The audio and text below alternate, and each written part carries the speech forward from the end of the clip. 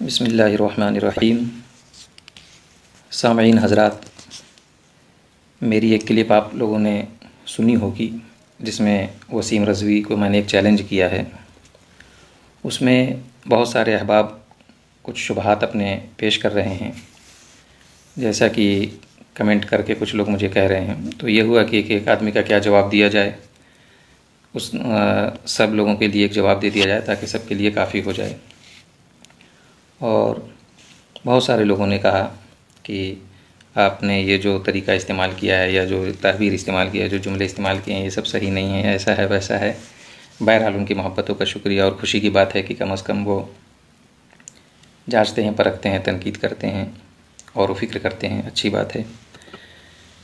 अल्लाह रब्बुल इज़्ज़त ने कुरान अज़ीम की शान में इरशाद फरमाया, औज़ु बिल्लाहि मिनश शैतानिर रजीम, बिस्मिल्लाहिर रहमानिर रहीम, इन्ना नहनु नज़्ज़लना ज़िक्रा व इन्ना लहू लहाफ़िज़ून, कि हमने ही इस कुरान को उतारा है और हम ही इसकी हिफाजत फरमाएंगे।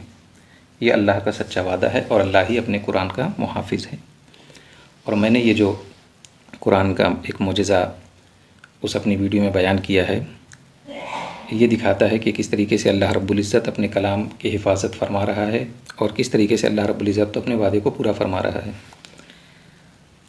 कुछ इल्मी बातें हैं, मुमकिन है कि इंशाअल्लाहुल अज़ीज़ कल्ब को तशफ़ी हो जाएगी जो लोग समझना चाह रहे हैं।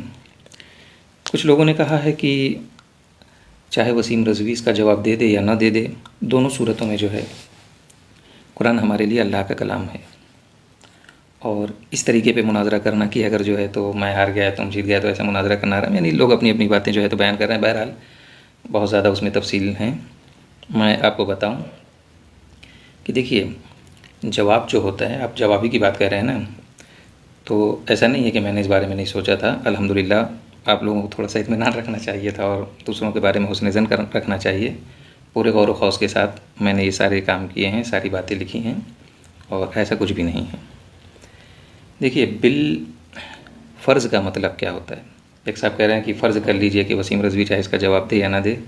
तो देखिए, फ़र्ज़ की दो किस्में होती हैं, एक तजवीज़ अक़ली और एक फ़र्ज़ महज़। तो फ़र्ज़ महज़ जो है उसका कोई एतबार नहीं होता है। हाँ, तजवीज़ अक़ली का एतबार होता है अहले नज़र के नज़दीक कि अक़ल भी कम अज़ कम जो है उस फ़र्ज़ को जायज़ करार दे।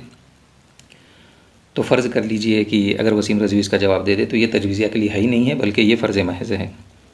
वजह उसकी, देखिए, आप मेरी शर्तों पे गौर कर लीजिए।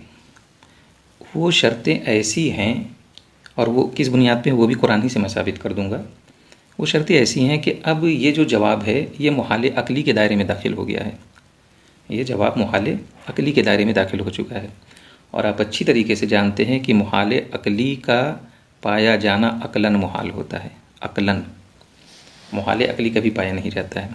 वजह उसकी, अल्लाह ने खुद कुरान में फ़रमाया, व इन कुन्तुम फ़ी रैबिम मिम्मा नज़्ज़लना अला अब्दिना फ़ातू बिसूरतिम मिन मिस्लिही वदऊ शुहदाकुम मिन दूनिल्लाहि इन कुन्तुम सादिकीन, कि अगर तुम्हें ये लगता है कि ये कुरान जो है तो हमारा कलाम नहीं है, तो मुझे छोड़ कर के बाकी जिसे तुमको जमा करना है कर लो और इस कुरान जैसी किताब ला करके दिखाओ। तो अब यहाँ पे ज़ाहिर सी बात है कि अल्लाह तो आलिमुल गैब है, सब जानता है। अल्लाह का इल्म अतम है, अकमल है, खूब बेहतर जानता है कि कोई नहीं ला सकता, इस कलाम के मिसल कोई नहीं ला सकता।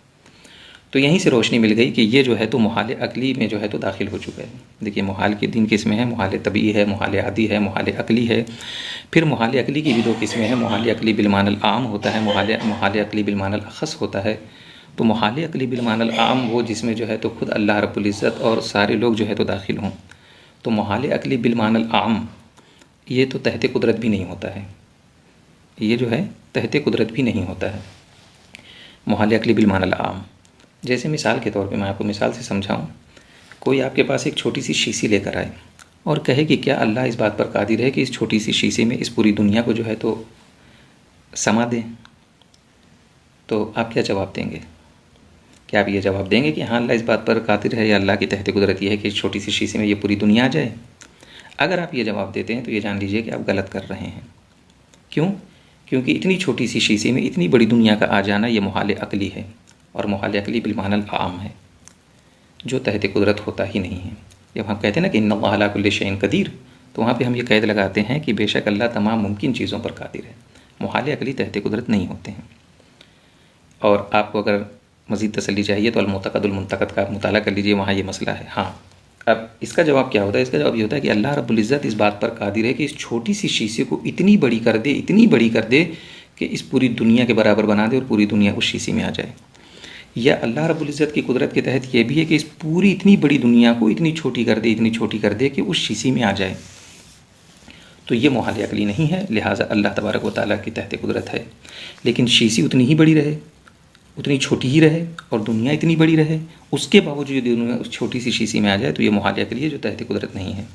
तो मुहाल अक़ली बिल मानल आम और मुहाल अक़ली बिल मानल अख़स, यानी सिर्फ बारी ताला को छोड़ कर के उसके अलावा जितने लोग हैं, तो इस आयत करीमा में अल्लाह ने सबको चैलेंज किया, वो उसके मिसल कलाम ला ही नहीं सकते। उसी बात को अपने अंदाज में मैंने जो है तो पेश किया है। चैलेंज वही है जो मिन जानिबिल्लाह है, उसको मैंने अपने अंदाज में पेश किया है। तो ये जो जवाब है ना, आप लोग कुछ एक साहब ने ये कहा कि अगर वसीम रज़वी इसका जवाब दे तब भी कुरान हमारी अल्लाह कलाम है, तो ये आपकी गलत फहमी है। इसलिए कि इसका जो जवाब है, मैंने जो सवाल कायम किया उस सवाल का जवाब वो मुहाल अक़ली में दाखिल है, और मुहाल अक़ली कभी पाया नहीं जाता है। आप एक बार फिर संजीदगी से गौर करके देखिए कि मैंने जो शर्तें लगा रखी हैं, सुबह क़यामत तक कोई भी उन शर्तों को कभी पूरा नहीं कर सकता, इसलिए कि ये खुद मिन जानिबिल्लाह व इन कुंतुम फ़ी रैबिम मिम्मा नज़्ज़लना में आप गौर कर लीजिए। ऐसी किताब के मिसल किताब कभी पाई ही नहीं जा सकती। ये मुहाल अक़ली है, बंदों की तरफ निस्बत करते हुए मुहाल अक़ली बिल मानल अख़स। लिहाजा सही बात मैं आपको बताऊँ नतीजे के तौर पे, तो सिर्फ मुझे जो है तो वसीम रज़वी के को अक़ली तौर पे ऐसा लाजवाब करना था, क्योंकि देखिए वसीम रज़वी की, और दूसरी बात मैं आप लोगों को बताऊं कि मेरे मुखातब वसीम रज़वी है, मेरा मुखातब। आप ये समझ रहे हैं कि हम हैं, तो आप इस एतबार से समझ रहे हैं, और वसीम रज़वी किस नौइयत का आदमी है, किस फ़िक्र का आदमी है, और उससे किस अंदाज़ में बात करना है, और वो किस अंदाज़ की बात को समझेगा। समझ रहे हैं आप? तो जो लोग इतराज़ कर रहे हैं, मैं आप लोगों को नहीं समझा रहा हूँ, इसलिए आप लोगों को ये अजीब लग रहा है। मुनाजरा ये है भी नहीं है, मगर अगर आप मुनाजरा की बात करते हैं तो आप बराए करम थोड़ा सा मुनाजरा पढ़ लीजिए।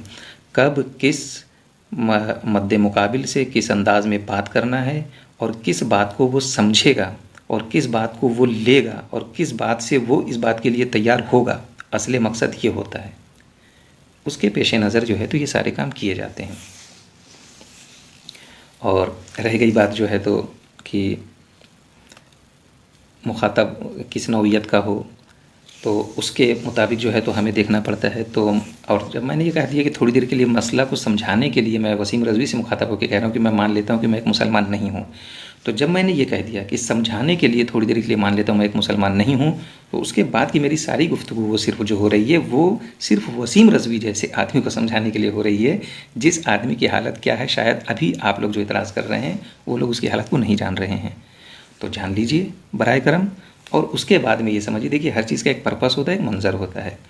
तो जो मैं खूबी के तौर पे पेश कर रहा था, आप जो है तो उसको खामी के तौर पे समझ रहे हैं। बहरहाल कोई दिक्कत की बात नहीं, उम्मीद है कि इस वजाहत के बाद आप लोग समझ जाएंगे।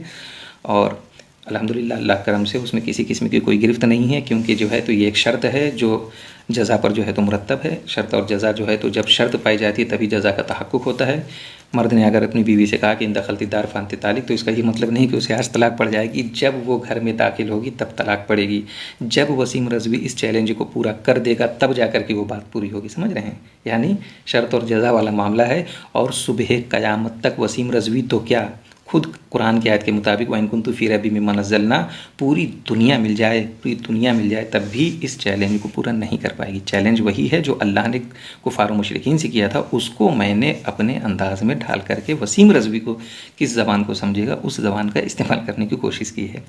और रह गया जब मैंने ये कहा है समझाने के लिए कि तुम्हारी तरह मैं भी मान लूँगा, वो भी मान लूँगा, इसलिए कि अल्हम्दुलिल्लाह अल्लाह के करम से ये जो कुरान का अज़ीम मोजिज़ा मैंने आप लोगों के सामने बयान किया है, ये अल्लाह के करम से मिन जानिबिल्लाह है। और कुरान पर इस अकली दलील हो तो नकली दलील बहुत सारी हैं, और नकली दलील क्या, हुज़ूर सल्लल्लाहु अलैहि वसल्लम का सिर्फ फरमा देना हमारे लिए सबसे बड़ी अकली और नकली दलील है। वो सारी बातें अपनी जगह होती है, लेकिन अलग अलग फील्ड होते हैं, अलग अलग प्लेटफॉर्म होते हैं, अलग अलग मुखातब होते हैं।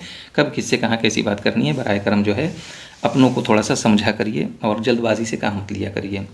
तो मेरा ईमान और मेरा इत्कान तो और इससे पुख्ता होता है कि ये अल्लाह ही की किताब है। और वसीम रज़वी भी जो है तो जब इस मुआरज़े को या जो है इस एतराज़ को सुनेगा, अगर थोड़ा सा भी उसके अंदर इंसाफ बाकी होगा तो वो गौर करेगा कि आखिर क्यों ऐसा है कि तुम तो ये कहते हो कि ये एक इंसान की लिखी हुई किताब अल्लाह की किताब नहीं है, तो किसी भी इंसान की ही छोड़ दो, खुद अल्लाह ही की यानी आसमानी किताबें, जिन किताबों के बारे में देखो कि आसमानी किताबें, कुरान के अलावा कोई आसमानी किताब भी इन शराइत को पूरा नहीं कर पाएगी, इंसानों की लिखी हुई किताब को तो छोड़ दो।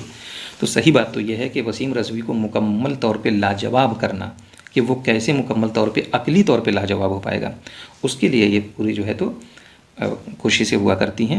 और बहरहाल उम्मीद है कि आप लोग जो है तो समझ गए होंगे, और अगर कोई ना समझना चाहे तो उसको कोई नहीं समझा सकता है।